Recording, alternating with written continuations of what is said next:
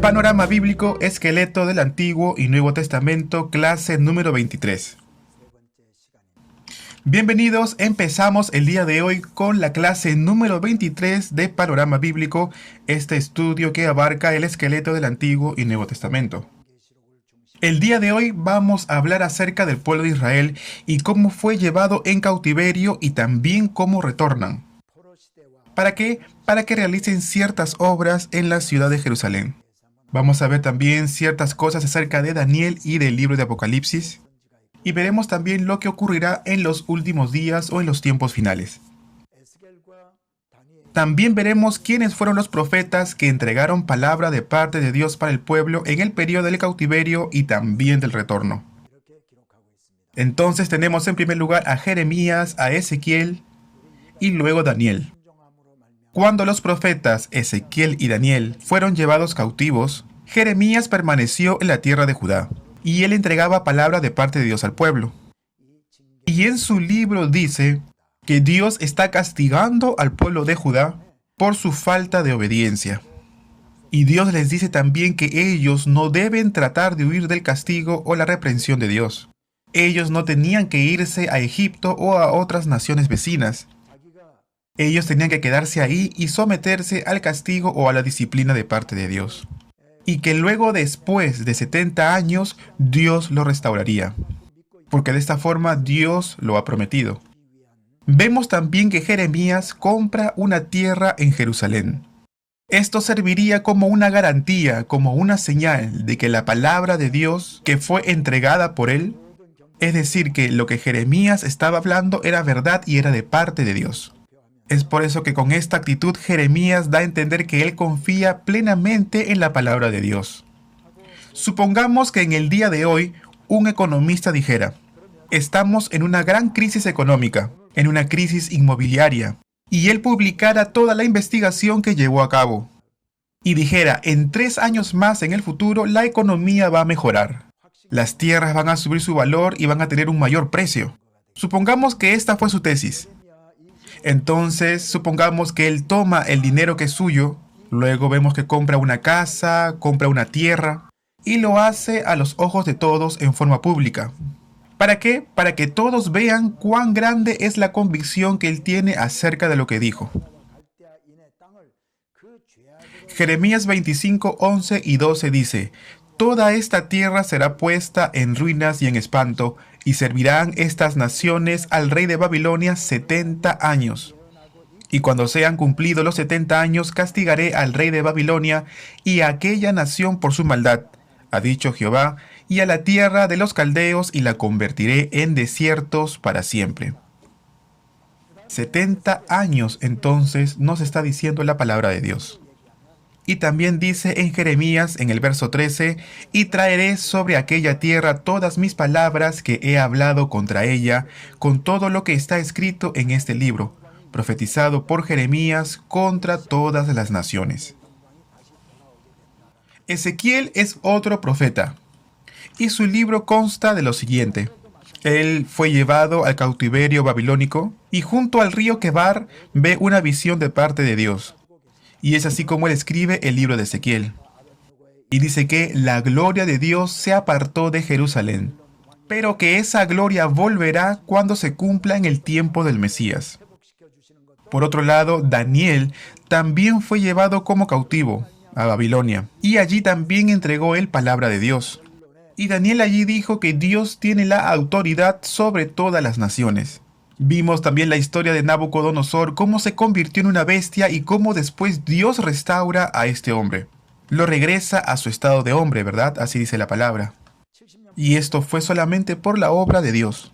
Y el pueblo de Judá, que se encuentra cautivo en Babilonia, tendría fe, tendría la convicción de parte de Dios, y no caerían en el desánimo al escuchar estas palabras. Y al ver cómo Dios está obrando en la vida de Daniel, esto traería convicción a los corazones de aquellos que estaban cautivos.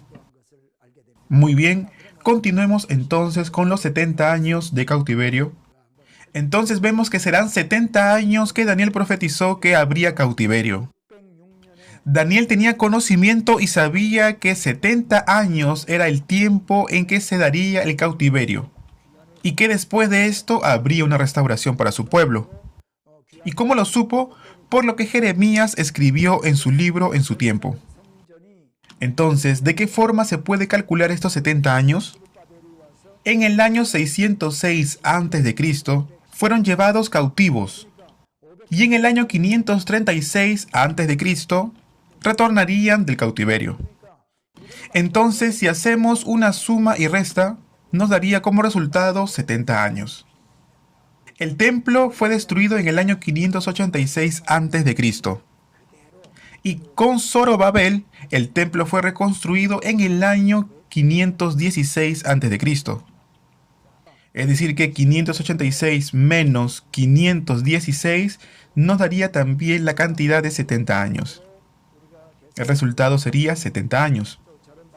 Tanto que si calculamos entre el primer cautiverio y el primer retorno, como desde la destrucción del templo hasta la reconstrucción del templo, y haciendo cálculos en ambos casos, de todas maneras, nos da un resultado de 70 años. Ahora bien, ¿por qué 70 años? Leamos 2 de Crónicas, capítulo 36, verso 21. Vamos a leer desde el verso 20. Dice así la palabra de Dios, verso 20. Los que escaparon de la espada fueron llevados cautivos a Babilonia y fueron siervos de él y de sus hijos hasta que vino el reino de los persas. 21. Para que se cumpliese la palabra de Jehová por boca de Jeremías hasta que la tierra hubo gozado de reposo, porque todo el tiempo de su asolamiento reposó hasta que los 70 años fueron cumplidos. Entonces ellos fueron llevados como cautivos a Babilonia. Ahí serían esclavos, servirían a los hijos de Nabucodonosor. ¿Y hasta cuándo sería esto? Hasta que Persia conquiste a Babilonia. Luego éste mandaría un edicto para que retornaran a Judea. De esta forma dice la palabra de Dios. Es decir, que si calculamos desde el primer cautiverio hasta el primer grupo que retorna, son 70 años.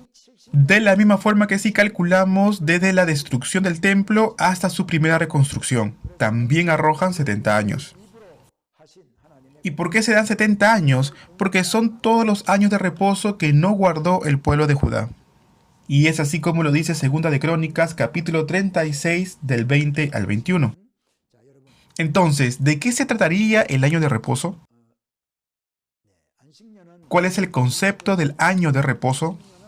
El año de reposo se encuentra en el libro de Levítico 25 del 1 al 7. Levítico es un libro que Dios le concedió al pueblo de Israel cuando el pueblo de Israel se encontraba acampando en las faldas del monte Sinaí. Y dice así el libro de Levítico, y para eso vamos a leer desde el verso número 2. Habla a los hijos de Israel y diles: cuando hayáis entrado en la tierra que yo os doy, la tierra guardará reposo para Jehová. Lo que está diciendo es, cuando ustedes entren a la tierra de Canaán, dejarán que la tierra repose, y no estarán sembrando año tras año. ¿Y de qué forma va a reposar la tierra? Vamos a leer el verso 3. 6 años sembrarás tu tierra, y 6 años podarás tu viña, y recogerás sus frutos. Por 6 años vas a sembrar y vas a cosechar. Les está diciendo, siembra viña, siembra olivo, y puedes recoger los frutos también durante 6 años. Pero después de los 6 años, en el 7.º año, la tierra tiene que tener descanso, reposo para Jehová. De esta forma dice la palabra de Dios. Yo hice un cálculo. Son 70 años, ¿verdad? Ahora bien, ¿por cuántos años no guardaron ellos el año de reposo? Y yo hice algunos cálculos. Entonces dije, 7 por 70 años. Es decir, son 490 años que ellos no guardaron el tiempo de reposo. Entonces, desde el año en que cayó Judá, más 490 años, nos daría 1076 a.C. Y si hiciéramos este mismo cálculo, pero desde el año 606, más 490 años, nos daría 1096 años. Es decir, que más o menos en el año 1100 a.C., Más o menos nos daría en el tiempo cuando Saúl comenzó en su reinado. No vendría a ser este tiempo del reino unido o del reino unificado. Entonces, podríamos decir que desde el momento que se levantó el reino en el pueblo de Israel hasta el momento que fueron llevados cautivos, ellos no guardaron el día o el tiempo de reposo. Y vendría a ser aproximadamente 70 años de tiempo de reposo que ellos no guardaron delante de Dios, delante de Jehová. Entonces Dios les va a demandar estos 70 años de reposo que ellos no cumplieron. ¿Y de qué forma lo haría? Llevándolos cautivos durante este mismo tiempo. Ahora bien, no solamente fueron llevados cautivos por el hecho que no guardaron ese tiempo de reposo, sino que ellos también fueron llevados por la desobediencia a su palabra. Pero ¿por qué se determinó esta cantidad de 70 años? Fue porque el pueblo de Israel no guardó por 490 años los años de reposo que les correspondía. La palabra de Dios es cierta, y si nosotros no la obedecemos, siempre habrá alguna consecuencia, algún castigo que vendrá. ¿Qué ocurrió entonces después que retornara el pueblo de Judá? Hubieron tres grupos que retornaron a Jerusalén. El primer grupo fue con Zorobabel. Con Zorobabel habrían venido unas 50.000 personas. Y esto lo podemos encontrar en el libro de Esdras del capítulo 1 al capítulo 6. ¿Y cuándo fue que retornaron? Algunos dicen que fue en el año 537 a.C., pero hay otros que hablan de 536 a.C. Lo cierto es, y lo importante, es que Zorobabel retornó con 50.000 personas. ¿Y saben qué fue lo que hizo? Reconstruir el templo que había sido derribado. Entonces, ¿qué fue lo primero que hizo? Ustedes acuérdense que en el año 586 a.C. fue derribado el templo. Luego él volvió años más tarde para poder reconstruir ese templo que había sido derribado. El segundo grupo habría sido liderado por Esdras, quien era un escriba. Y esto pudo haber sido en el año 457 a.C. o 458 a.C. Y habrían venido juntamente con Esdras unas 2.000 personas. Ahora bien, esta cantidad no es mucha a comparación con la cantidad con que vino Zorobabel, que eran 50.000. En este segundo grupo retornan solamente unas 2.000 personas. ¿Y para qué retornarían estas personas? Estas personas retornarían para poder instalar el culto, para restaurar el culto.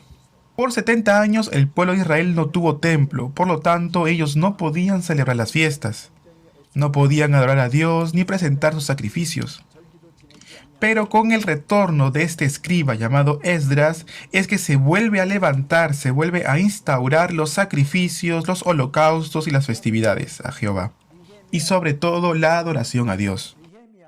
Entonces, en el tercer grupo, liderado por Nehemías, durante el gobierno del rey Artajerjes, según el libro de Nehemías, del capítulo 1 al 7 y el capítulo 13, Nehemías era el copero del rey, y con un número muy pequeño de personas que retornó juntamente con él, ¿saben lo que hizo?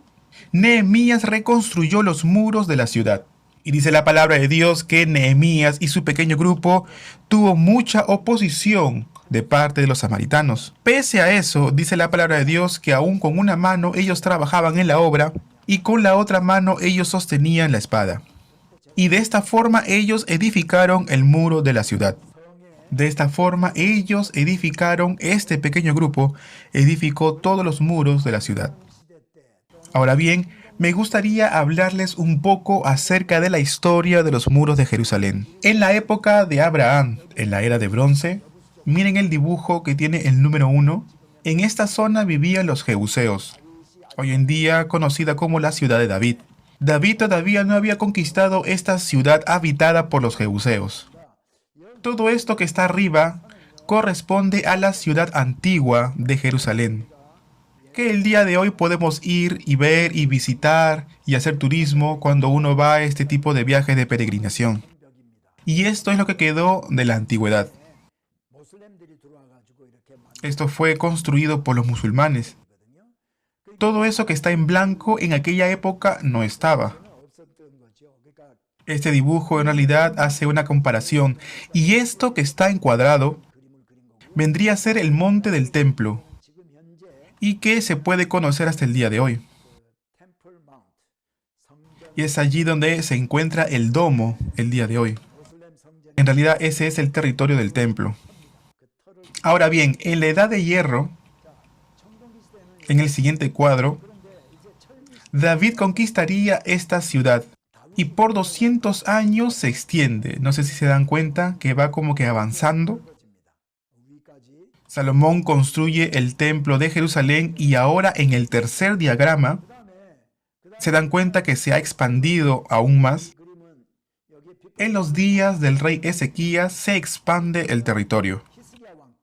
Antes de la caída de los muros de Jerusalén, el territorio se extiende. Y durante el cautiverio, Jerusalén se volvería a reducir y eso lo podemos ver en la siguiente figura. En la figura número 5 vendría a ser durante el tiempo del reinado asmoneo. Jerusalén volvería a ser extensa. En los días del rey Herodes sería lo que aparece en la figura número 6.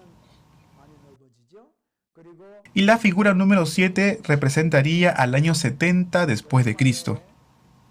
El general del ejército de Roma, llamado Tito, que más adelante se haría emperador, cuando él era general del ejército de Roma, aproximadamente en el año 68 hasta el año 70 después de Cristo, lograría conquistar Jerusalén.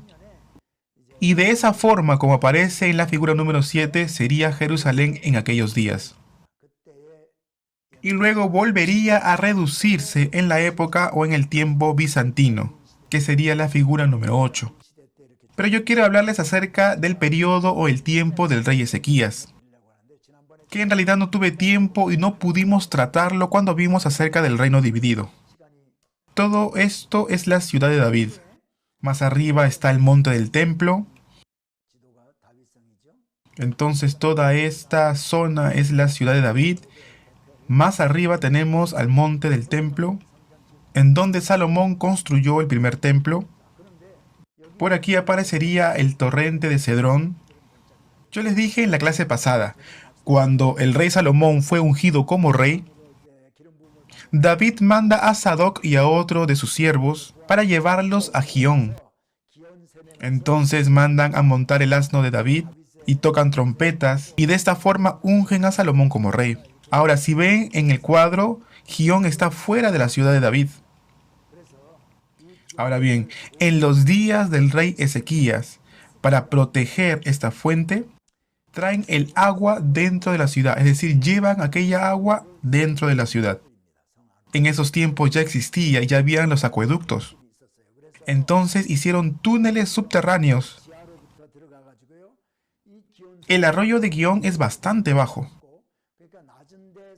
Entonces de Siloé traerían el agua y de Gihón también traerían el agua. Y entre estas dos corrientes se juntarían en un solo lugar. Ahora bien, todo esto es una información y estamos hablando de hace mucho tiempo atrás. Estamos hablando en el tiempo del rey Ezequías, aproximadamente 2700 años atrás. Ahora bien, en esos tiempos no habían muchos instrumentos, solamente los instrumentos básicos de hierro. Pero aún así iban ellos cavando de aquí y de allá. Y esos acueductos se encontrarían en un punto específico. Y de Gihón llegarían hasta Siloé. En el tiempo de Jesús, Siloé era un estanque bastante grande. Vendría a ser como una gran piscina. Y mucha gente llegaba hasta ese lugar, hasta ese estanque de Siloé, para purificarse. Luego ellos subían a la ciudad de David, iban hasta el templo, para poder celebrar las fiestas solemnes. En una ocasión yo llegué hasta aquí para poder llegar hasta el estanque de Siloé. Y grabé unas imágenes, unos videos que trataré de mostrarles más adelante. Ahora quiero describirles algo que se llama el túnel de Ezequías. Voy a tratar de describirlo. En la entrada hay mucha agua, porque hay mucha agua que fluye. El agua es bastante limpia en aquel lugar. A veces cuando hay bastante agua llega por encima de la rodilla. Y cuando son más bajitos, de repente el agua les llega hasta los muslos. Ahora bien, para que me entiendan mejor, les voy a tratar de mostrar.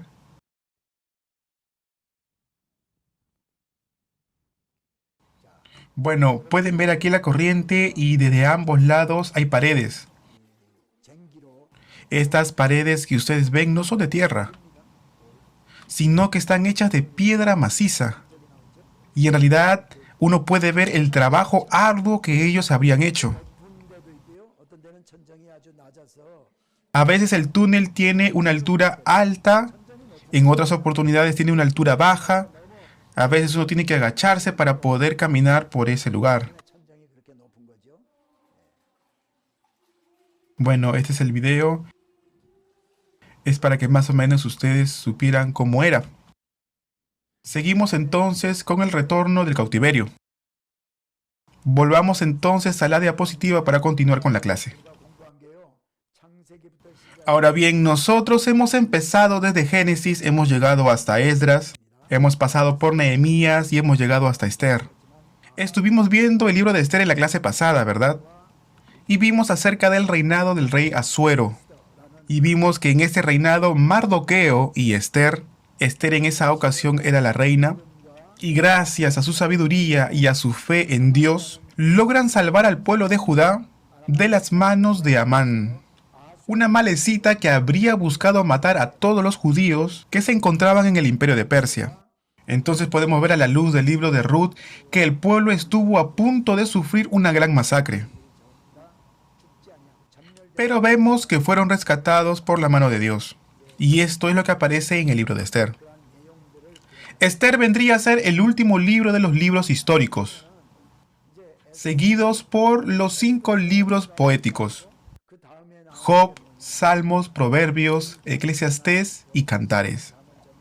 Y después de estos 5 libros poéticos encontraríamos los libros proféticos, desde Isaías hasta Malaquías. Ahora, hemos visto un poco acerca de Daniel, hemos visto también un poco acerca de Ezequiel,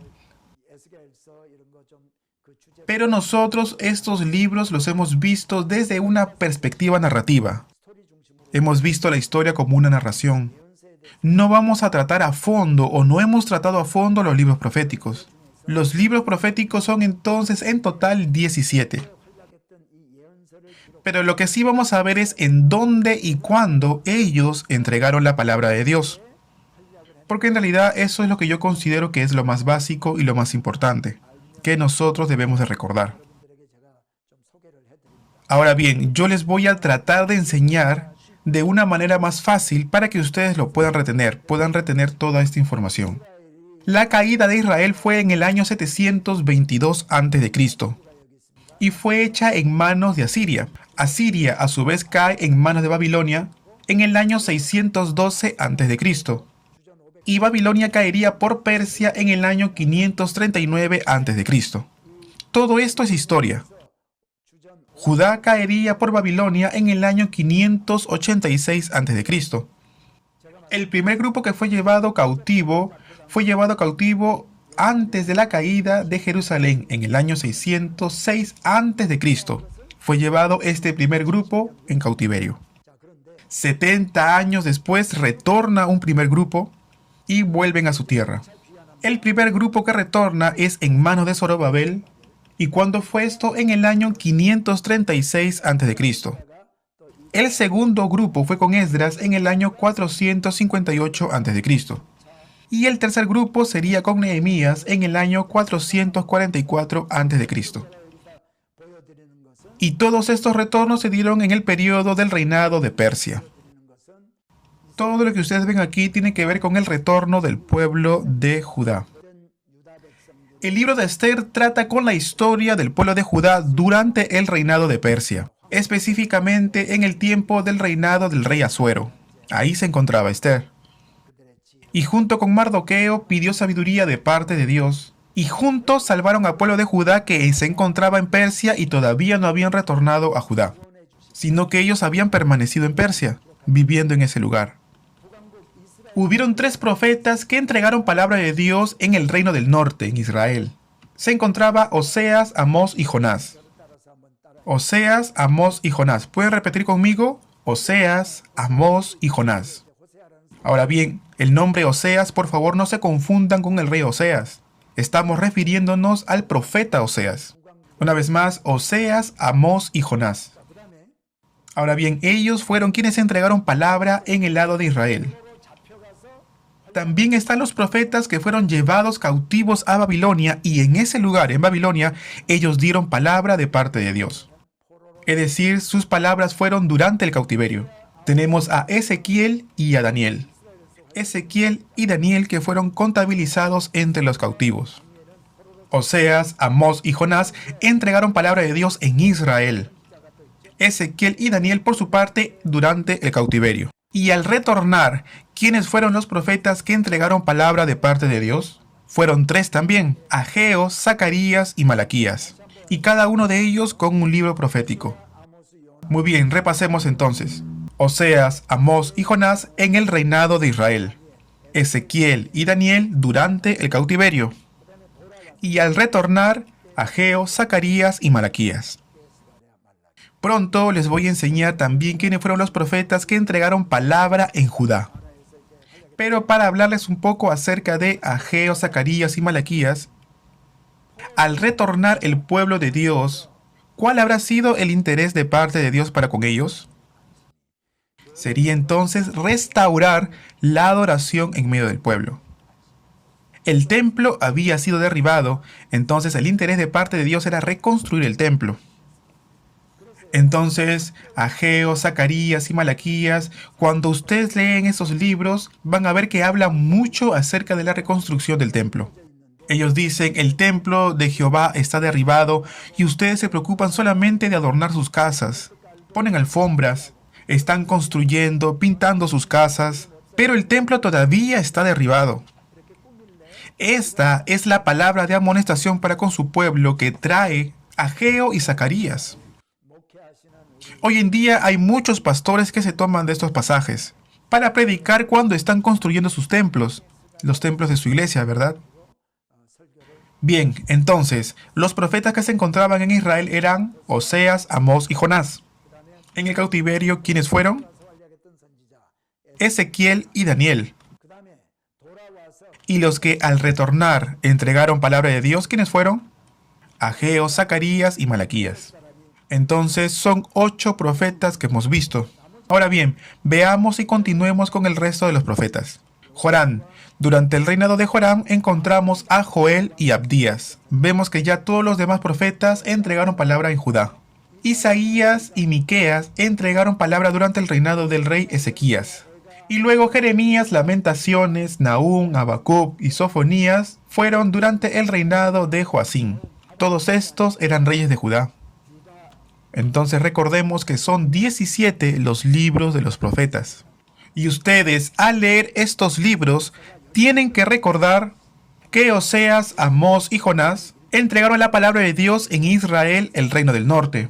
Ezequiel y Daniel cuando se encontraban en cautiverio. Ageo, Zacarías y Malaquías después del retorno a Jerusalén. Después del retorno del cautiverio, cuando ellos vivían en Judá. Y los demás profetas entregaron la palabra de Dios en Judá. Joel, Abdías, Isaías, Miqueas, Jeremías, Nahum, Habacuc, Sofonías. Todos ellos entregaron la palabra de Dios en Judá. Ya sea en el reinado de Joram, de Ezequías. Joram era un rey que se había entregado por completo a la idolatría de Baal. En los días de Ezequías, otro rey, ya casi al final de la caída de Judá, sufrió invasión de Asiria, en donde Isaías y Miqueas entregaron palabra de Dios.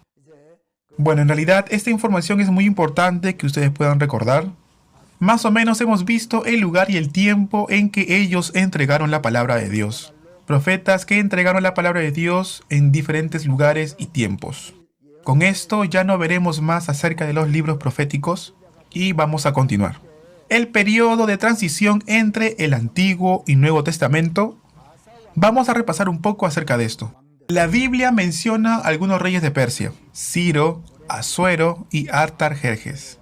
Cuando les mostré la diapositiva acerca de los profetas, me parece que hubo una parte que no vieron bien porque yo tapé algunas letras. A ver si ustedes lo pueden ver una vez más.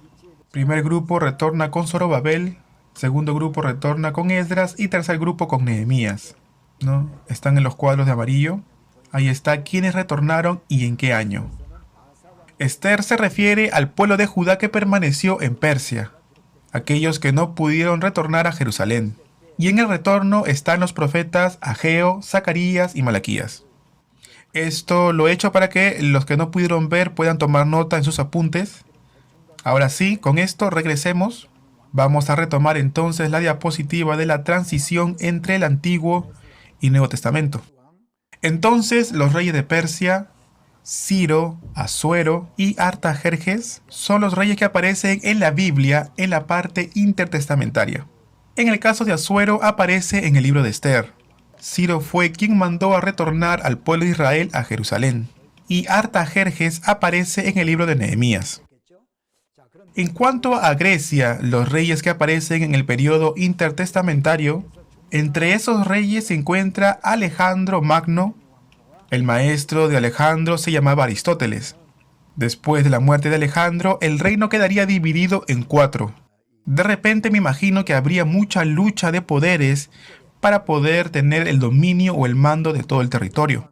Y de esa forma esa guerra sería conocida o llamada como la Guerra de los Diáconos.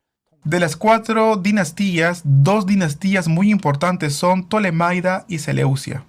Seleucia gobernaba sobre Turquía e Irak, conocidas así el día de hoy. Se encontraban hacia el norte, y la palabra lo considera como los reyes o el rey del norte. Y Ptolemaida gobernaba Egipto y la tierra de Canaán, conocido como el rey del sur. La Biblia hace referencia de esto como el rey del norte y el rey del sur. Lo dijimos en la clase anterior. Dijimos que la tierra de Canaán había sido gobernada por la dinastía de Ptolemaida. Pero Antíoco IV echa fuera a la dinastía de Ptolemaida para que él gobierne sobre Canaán. Antíoco IV fue un rey muy tirano y Matatías con sus 5 hijos se rebelarían contra él. Y este tiempo era conocida como la Revolución de los Macabeos. Aproximadamente esta revolución de los Macabeos habría durado unos 25 años. Y de esta forma comienza la era de los Asmoneos, o también conocido como el reinado asmónico. Por otro lado, Antipas era el abuelo del rey Herodes. Los Asmoneos nombrarían a Antipas como gobernador de Idumea. Roma, desde el año 63 a.C. hasta el año 70 después de Cristo, va a gobernar sobre gran parte del mundo conocido. En el año 70 sería cuando conquistarían Jerusalén. Antipas es el abuelo del rey Herodes, luego él muere, y Antípater, quien es su hijo, tendría un hijo que se llamaría Herodes. Entonces, Herodes sería nombrado por el Senado romano como gobernador de Judea. Herodes muere en el año 4 a.C. y Arquelao, Felipe y Antipas, quienes eran sus hijos, dividirían el territorio en 3 para ser gobernado por ellos. Esta información la volveremos a ver cuando estemos analizando el Nuevo Testamento. Podemos hallar profecías que hablan acerca de los reinos que se van a levantar en este periodo de transición entre el Antiguo y el Nuevo Testamento. Y esto lo podemos hallar en el libro de Daniel. Para eso vamos a utilizar la diapositiva y vamos a ver lo que dice Países del Oriente y Daniel. La visión de los capítulos 6, 7 y 8. En realidad no voy a profundizar mucho en este tema, pero sí vamos a tratar de verlo en forma muy breve. Está Asiria, Babilonia, Persia, Grecia y Roma. En el libro de Daniel encontraremos un sueño que se refiere desde Babilonia hasta Roma. Esto lo podemos ver en el capítulo 2, 7 y 8. En el capítulo 2 veremos el sueño de Nabucodonosor. Dice la palabra de Dios que ve una gran imagen cuya cabeza es de oro puro o oro fino, sus pechos y brazos eran de plata, su vientre y sus muslos eran de bronce, sus piernas eran de hierro, y sus pies eran en parte de hierro y en parte de barro cocido. Daniel interpreta el sueño que tuvo Nabucodonosor, y dice que el oro simboliza a Babilonia, la plata Persia, y el bronce que estaría hecho el vientre y el muslo sería Grecia. Los pies y los dedos en parte de hierro y en parte de barro cocido se referiría a Roma. En el capítulo 7 Daniel tendría otro sueño, en el cual Babilonia estaría simbolizada como león con alas de águila. La figura era de un león con alas de águila. y se estaría refiriendo a Babilonia. Persia estaría representada como un oso con 3 costillas en su boca, entre los dientes. Una de esas costillas sería Babilonia, otra sería Siria y la otra sería Egipto. Serían los 3 reinos importantes que Persia conquistaría. Por eso la figura de este oso tenía 3 costillas en sus dientes, entre sus dientes. Luego Grecia sería representada como un leopardo que tendría 4 alas de ave, es decir, que avanzaría a una velocidad muy rápida. Y Alejandro Magno extendería su territorio de esta manera. Y Roma sería como una bestia con 10 cuernos, y también cuernos pequeños. Se estaría refiriendo a los 10 reyes de Roma. Y los 10 cuernos entonces simbolizarían a Roma. Y en el capítulo número 8, Daniel también tendría otra visión. Persia sería retratado como un carnero con 2 cuernos, uno más largo que el otro. Y está hablando de 2 reinos, el reino de Medo y el reino de Persia. Pero uno es más largo que el otro. ¿Por qué? Porque el reino de Persia tiene más poder que el reino de Medo. Y Grecia es retratado como el macho cabrío con un gran cuerno.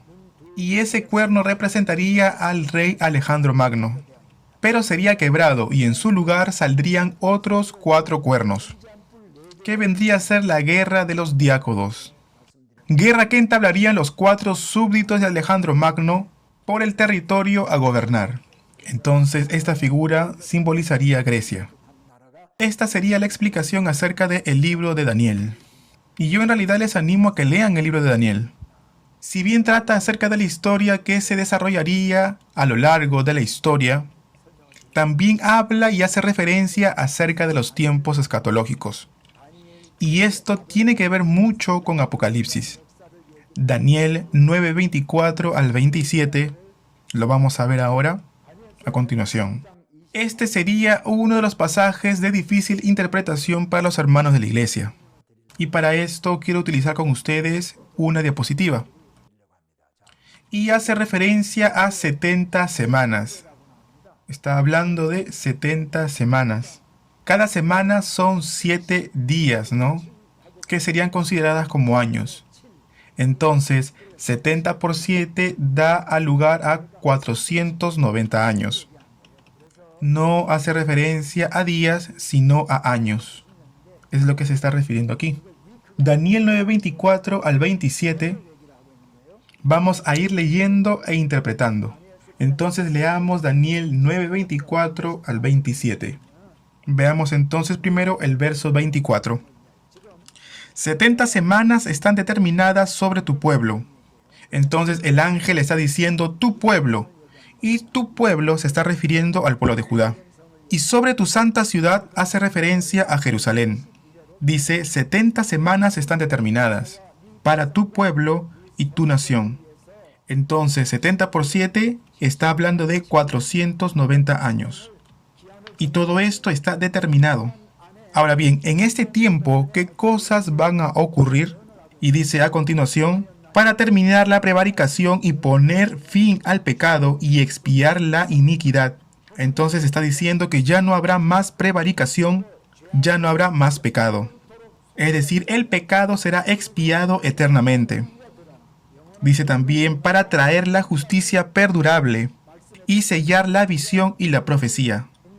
Es decir, que se cumplirán las visiones y las profecías. Y dice, y ungirán al santo de los santos. Verso 25. Y dice, sabe pues y entiende. Son 490 años. ¿Desde cuándo se empezaría a contar? Dice, desde la salida de la orden para restaurar y edificar a Jerusalén. Y esta orden habría sido dada por el rey Ciro, en el primer año de su reinado. ¿Hasta cuándo? Hasta el Mesías príncipe. Hasta que se levante un rey, el Mesías. Y ese ungido del que está hablando es el Mesías. Obviamente al rey también se le ungía con aceite, pero se refiere al Mesías en mayúscula, refiriéndose a Jesucristo, el Mesías. Entonces, desde la salida de la orden para retornar hasta el ungimiento del Mesías. Sabe pues y entiende que desde la salida de la orden para restaurar y edificar a Jerusalén hasta el Mesías príncipe. Habrá 7 semanas y 62 semanas. 7 semanas y 62 semanas nos dan un total de 69 semanas, ¿verdad? 70 semanas menos 69 semanas quedaría solamente una semana, ¿verdad? Esta línea es la línea del tiempo. ¿Cuándo fue publicada el edicto de la salida del pueblo de Israel a Jerusalén? Fue en el año 458 a.C. Es la restauración y edificación de Jerusalén por el rey Ciro. Pasaría la primera semana, que son 49 años, para poder llegar así al año 409 a.C. 7 por 7, 49. Estamos en el año 409 a.C. Y desde ahí son 62 semanas más.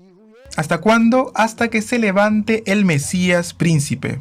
62 por 7 serían 434 años. Entonces este tiempo nos llevaría al año 26 después de Cristo. ¿Cuándo? Cuando Jesús aproximadamente tenía 30 años. ¿Por qué? Porque Jesús nacería en el año 4 a.C. Si Jesús nació en el año 4 a.C. y estamos viendo el año 26 después de Cristo, aproximadamente Jesús tendría unos 30 años. Y sería un aproximado de cuando él comenzó su ministerio público, a los 30 años de edad. En esos tiempos Jesús sería bautizado por Juan el Bautista para comenzar con su ministerio. ¿Y dónde fue esto? En el río Jordán. Cuando la palabra de Dios habla acerca del ungimiento del Santo de los Santos, hace referencia a esto, a este acontecimiento del bautismo de Jesús. Desde la salida de la orden para restaurar y edificar a Jerusalén hasta el Mesías príncipe, verso 25. Entonces dice la palabra que habrán 7 semanas y 62 semanas. Se volverá a edificar la plaza y el muro en tiempos angustiosos. Verso 26 dice: y después de las 62 semanas se quitará la vida al Mesías, mas no por sí. El Mesías se levantará después de 7 semanas y 62 semanas. Y dice también la palabra que después de este tiempo ese Mesías se quitará la vida. Jesús moriría en la cruz.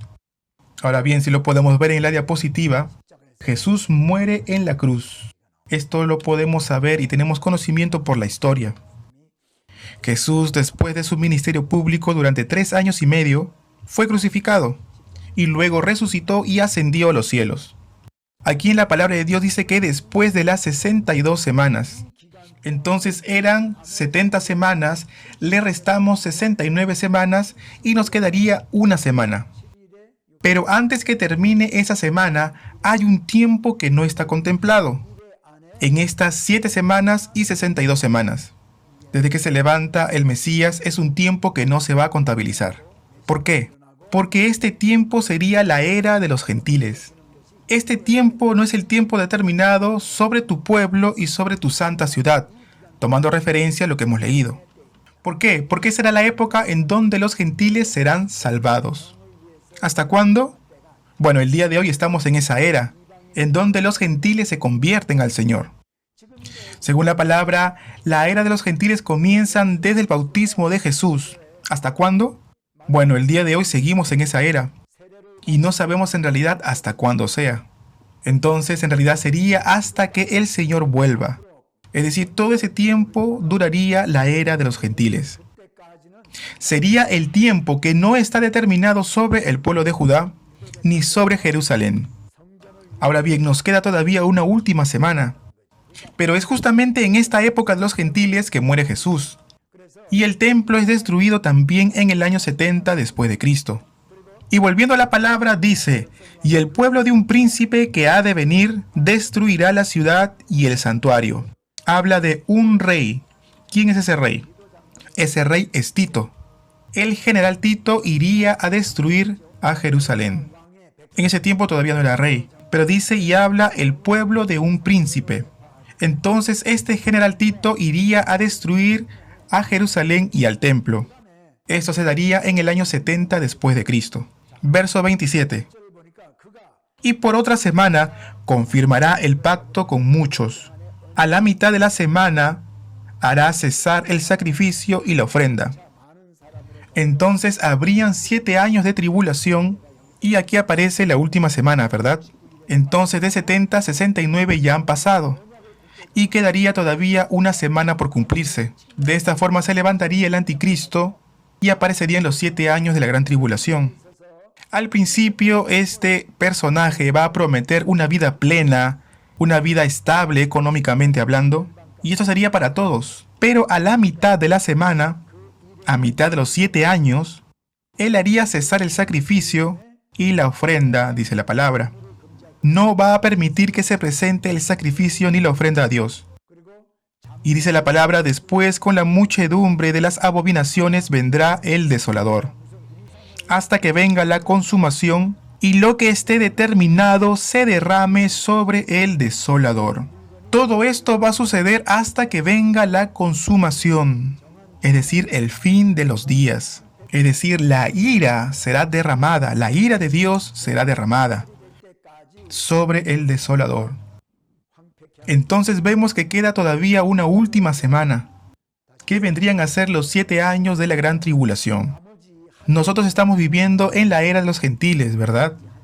En Primera de Tesalonicenses, capítulo 4, del 16 al 17, dice: Porque el Señor mismo con voz de mando, con voz de arcángel y con trompeta de Dios descenderá del cielo, y los muertos en Cristo resucitarán. 17. Luego nosotros, los que vivimos, los que hayamos quedado, seremos arrebatados juntamente con ellos en las nubes para recibir al Señor en el aire, y así estaremos para siempre con el Señor. Dice la palabra que el Señor volverá por el aire, y entonces los muertos en el Señor resucitarán primero, y luego los que estén con vida también serán arrebatados. ¿Para qué? Para estar con el Señor en el aire. Y aquí en la tierra habrán 7 años de gran tribulación. Se levantará el anticristo para confirmar el pacto con muchos, y a la mitad de aquella semana, él se va a transformar y va a destruir el templo, y va a prohibir presentar sacrificios y ofrendas, y va a poner lo abominable dentro del templo. Ídolos, imágenes. ¿Para qué? Para que la gente sirva a esos ídolos. Y de esta forma vendrá el fin, la consumación de los tiempos. Y de esta forma la ira será derramada. Esto nos dice Apocalipsis. ¿Qué será entonces la ira?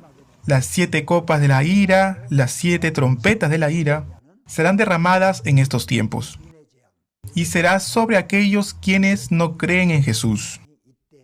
Para los que creen en Jesús, ellos no estarán en este tiempo en la tierra, sino que serán arrebatados. Y si hay algunos que han muerto en Cristo, ellos van a resucitar, para poder así estar con el Señor durante estos 7 años.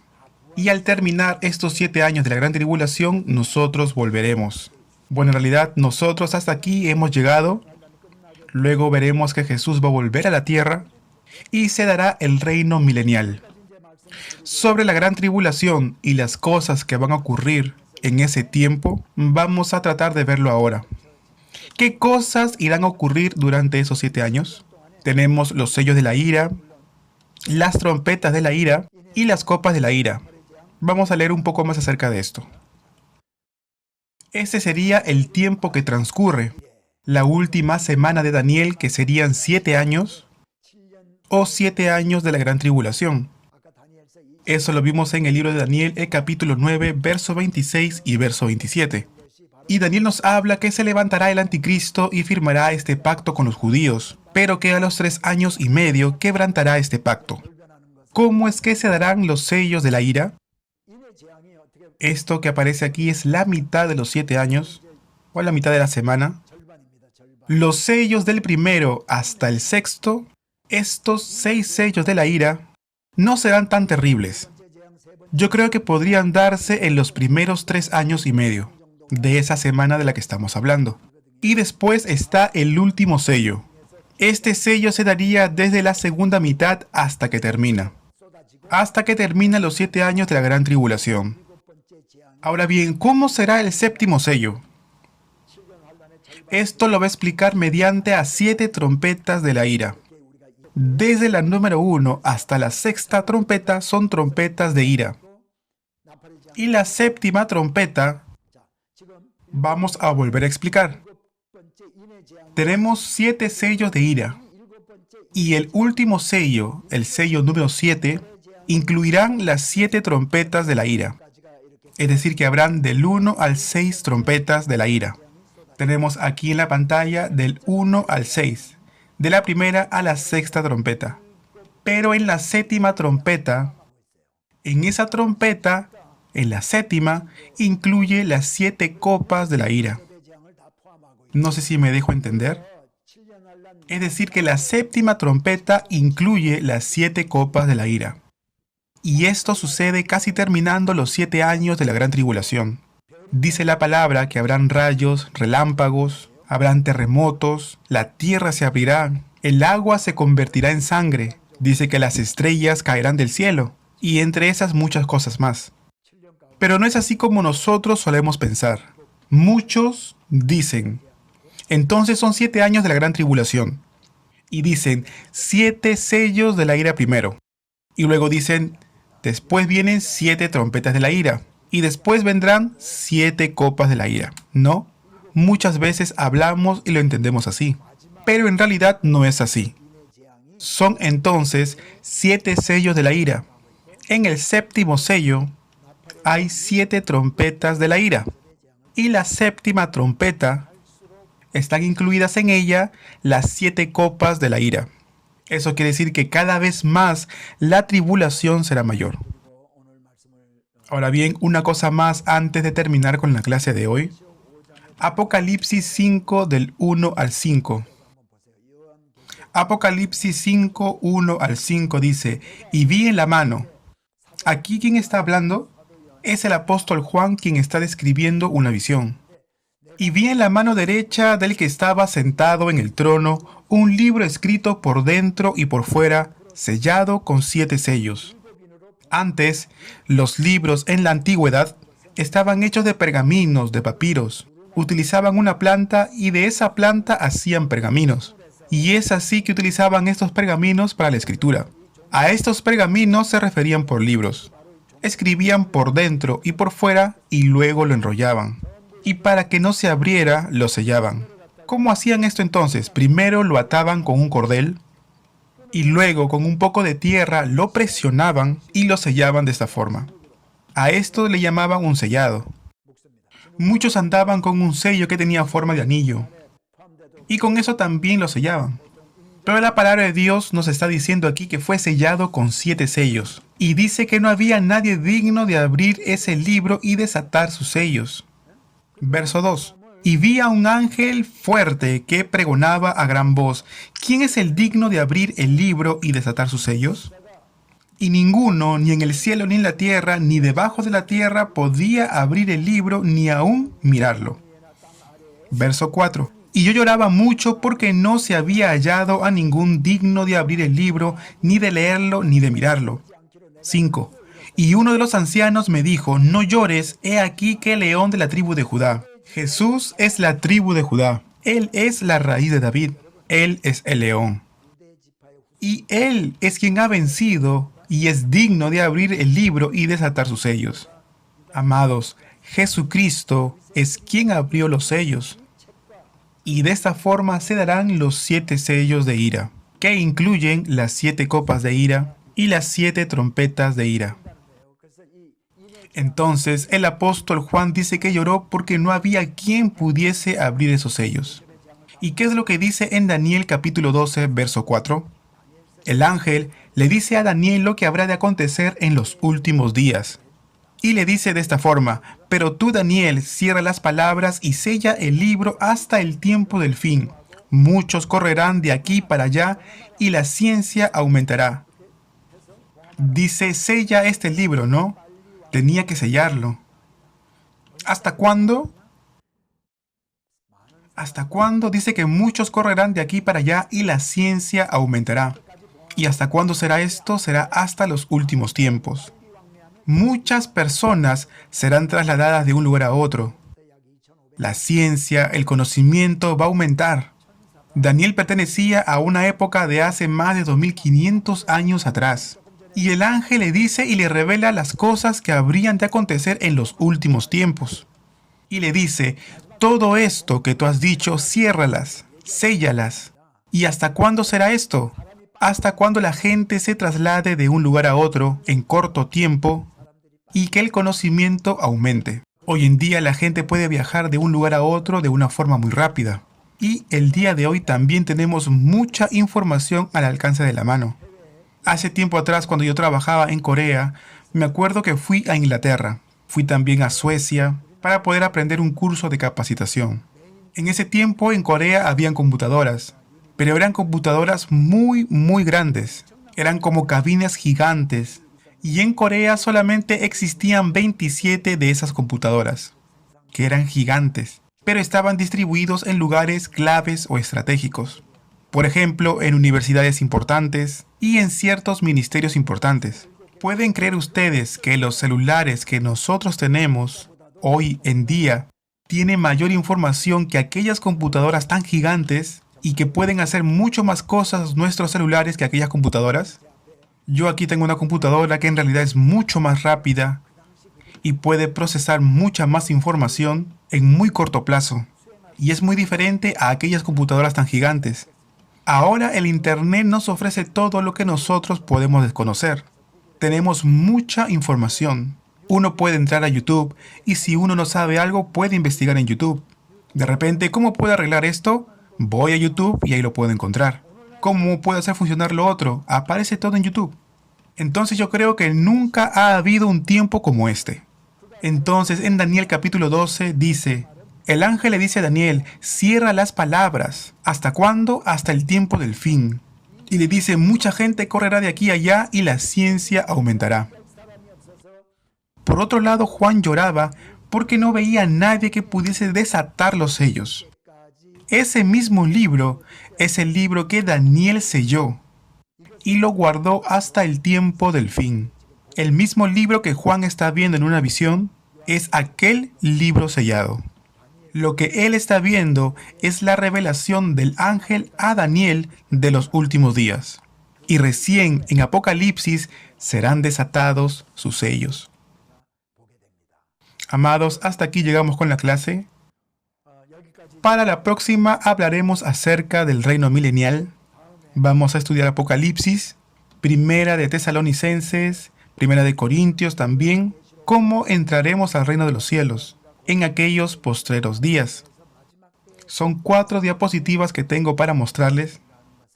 Yo sostengo el rapto pretribulacionista, pero también está la postura post-tribulacionista y también el amilenialismo. Existen diferentes argumentos acerca de la escatología y todo eso se los voy a mostrar. ¿Por qué ellos sostienen ese tipo de escatología? ¿Bajo qué fundamentos bíblicos es que ellos hablan? Y también les voy a mostrar mi postura. ¿Y por qué para mí eso tampoco es lo correcto? Bueno, muchas gracias por su esfuerzo. Nos vemos en la clase número 24. Muchas gracias.